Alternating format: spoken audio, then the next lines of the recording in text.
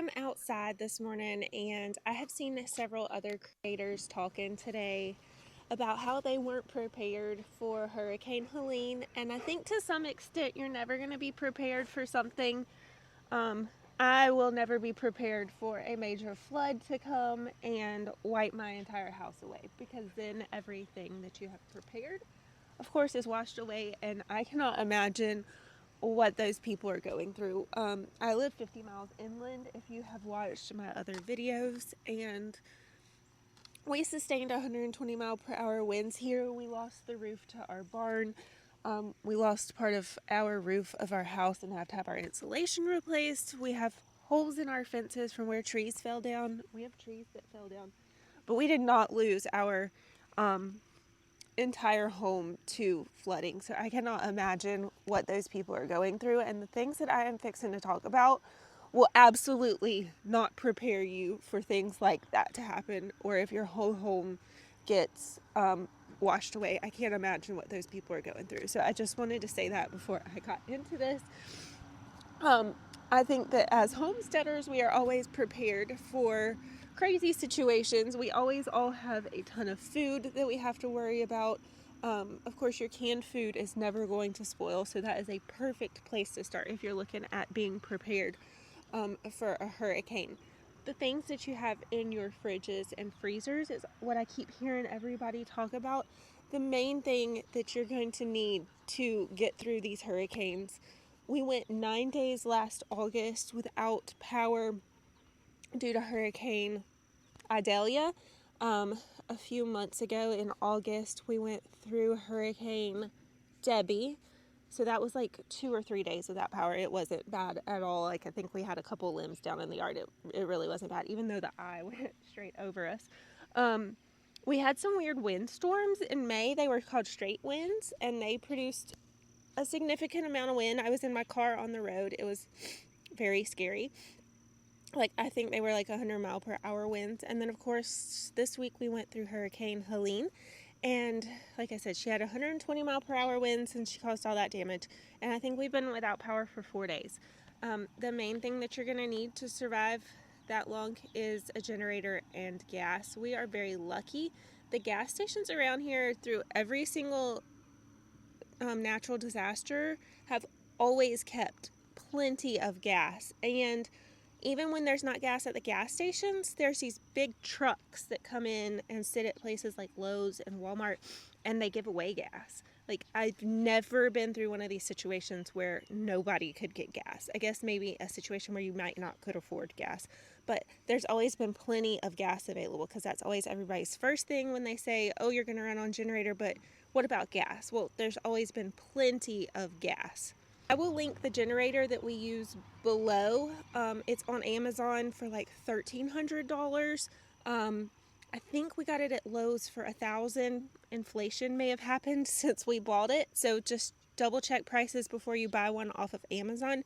It's a Furman. It has ran great through every single one of these hurricanes. I have heard that you need to have an extra carburetor, so I will be ordering one of those just in case your carburetor gets clogged, and they say it'll like shut off really soon. So we are going to order one of those just to keep on hand, and I think it was like $40 on Amazon.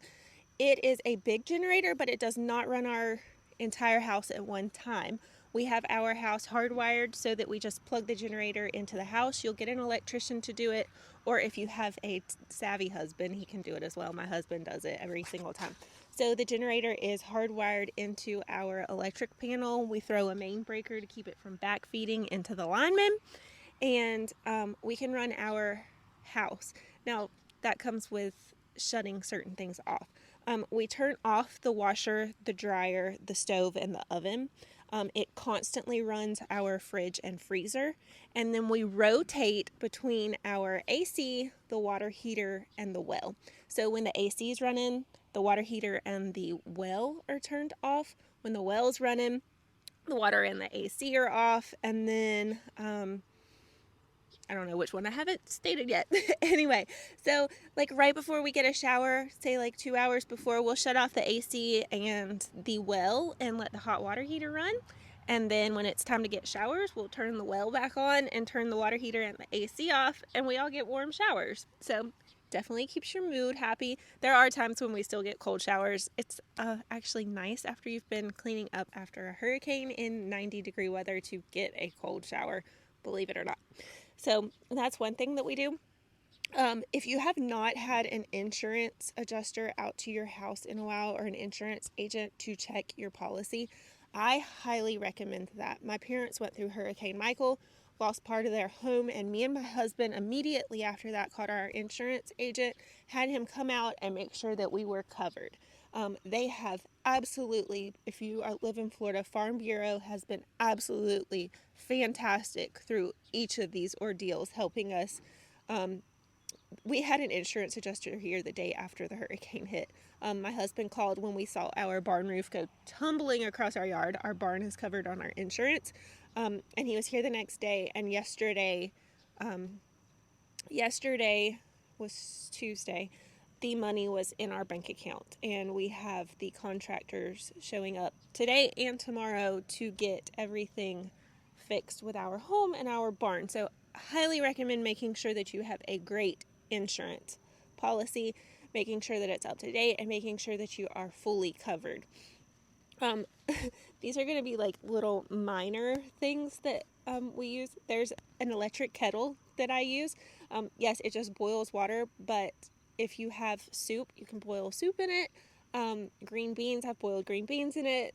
Hot dogs, I've boiled hot dogs in it. We keep ramen noodles in case of an emergency. No, that's not very homesteady, but ramen noodles, you can boil your water in your electric kettle and pour it in there. I can run the electric kettle, the crock pot, and an electric griddle all on the generator and not worry about it cutting it off.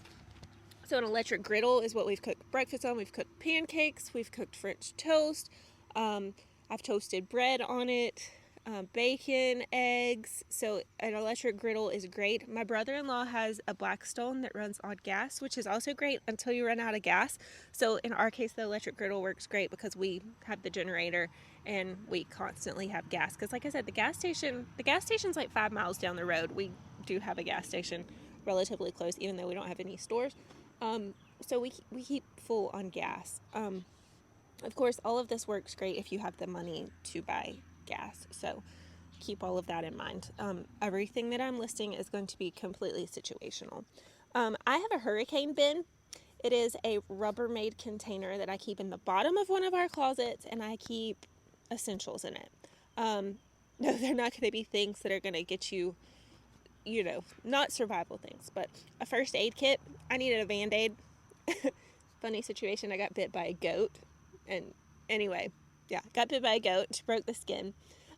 So I used the first aid kit because I couldn't find Band-Aids in the normal part of the house. So first aid kit is great. I have one that I'll link below that I got off Amazon, and it has literally everything. We haul it to all the rodeos with us. It is the best first aid kit I think that I have ever purchased. It has paper plates, plastic cups, plastic silverware, because one thing that you don't want to have when you're trying to flip-flop your generator between your well and all that kind of stuff is dirty dishes piling up in the sink. So we switched to paper and plastic, which we don't normally use, so they stay in the hurricane bin. And I have about a week's worth for our family of 5. So I try and keep like 3 plates a day, that type of thing in there. So that is one thing that's in there. I have tons of extra batteries of all the sizes, and we probably have about 10 flashlights that I'll have to go through the house in a minute and pick up and take the batteries out, put them in a bag. I write used on them so that we know those are the used batteries. Stick them back in the hurricane bin along with the new batteries. Ant killer. You're going to need tons of ant killer sprays, granules. This is a time where I kill bugs. They invade the grass where the water puddles. They invade your house. I do not know why the ants come out, but you will need an ant killer. That's one of the main things that I have used is ant killer out of my hurricane kit. I keep extra toilet paper because if you've ever lived in a house with a bunch of people, no one seems to remind you when the toilet paper is empty. So I keep about 4 or 5 extra rolls of toilet paper in there. Baby wipes, you never know when you might need baby wipes, just in case. We have 2 wells on our property, so if one well gets damaged, we still have another well. So that's beneficial to us as well. And if you don't know how to backfeed a well and you have 2 wells, I highly suggest learning how to backfeed a well. It's super simple. So I keep paper towels in there as well because I'm not normally a paper towel user, but when a hurricane rolls in and we have no power, I do switch and start using paper towels just because I can run my washer. Again, I just have to turn off the AC, water heater, and well to use the washer. But they'd have to be line dried, and I don't want a ton of laundry backing up. We aren't typically people who reuse towels either. So during a hurricane, we start reusing towels. We have a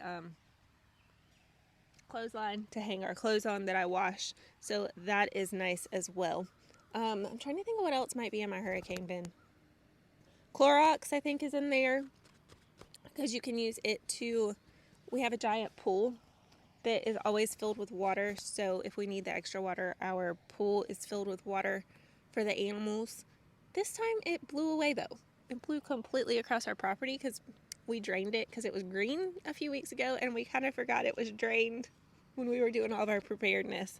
So those are just a few things that I use. We always have meat. Like I said, our freezers run on our generator. We have 2 generators. So if the big generator quits working, we have a smaller one. I'll link it as well that my husband bought off Amazon. And it'll run a freezer. So we would just have to rotate which freezer we're running to keep everything nice and cool. I'm trying to think of something else that we may have used. Of course, you're always going to want to make sure that all of your animals have plenty of feed, which brings me to my next point. When the roof got blown off the barn and our tractor barn got damaged as well, all of our feed got wet, and we have 3 pallets of feed. So we realized that is maybe preventable. We are going to build a completely separate room with 4 walls for all of our feed that we can drive a tractor in, sit the pallets down on. If you've seen my other shop, it's got like a concrete floor and it hasn't budged in any of the other hurricanes. So we're going to kind of build something similar to that to put all the pallets of feed in, because we realize that is an area that we need to work on. And with each hurricane, you're going to realize, or natural disaster, which areas you need to work on. So that's our next step. Figure out how to keep our animal feed dry, because we lost 3 pallets of feed. And luckily, 2 days, we were able to feed some of the feed. We just found the driest bags in the middle. 2 days later, our feed store was back open and had plenty of feed in stock. So we don't live completely disconnected. Our property will, if it ever floods, Jesus is probably coming back, because we live in an area that should not flood. Even though we live near the river, we live super high point. So it should never flood here, but, like I said, if it does, Jesus is probably coming back. I will list the things that we use. Like I said, you might want to price match. Don't just buy off Amazon, because I have them listed, but I am going to list the Amazon links just because it's easier for people to see. And shoot, like me, I was ordering stuff off Amazon because we realized we were running out of stuff, and I was like, even if it doesn't get to us during all of this, it'll show up after, and then we'll have it. So, I use a weather radio. I have a weather radio that stays charged so that when we're disconnected from power, we can listen to the radio. Starlink internet. If you do not have a Starlink internet box, it has been a saving grace. None of our friends have internet. We live in an area where we don't have cell phone service. If we don't have internet, the Starlink, I'm able to hook to our generator box and have internet right away. Our old internet, I think, must have come through the power lines or something, because when the power goes out, even plugging your box in, you don't have internet, which was wild for 9 days. We had to drive, when we could, up the road to get cell phone service to figure out, where food was or whatever. People always say that you need a ton of water to survive a hurricane. Let me tell you, the first thing that shows up is the National Guard, and they bring tons of water and tons of MREs. I mean, they'll be meeting you at the end of your road.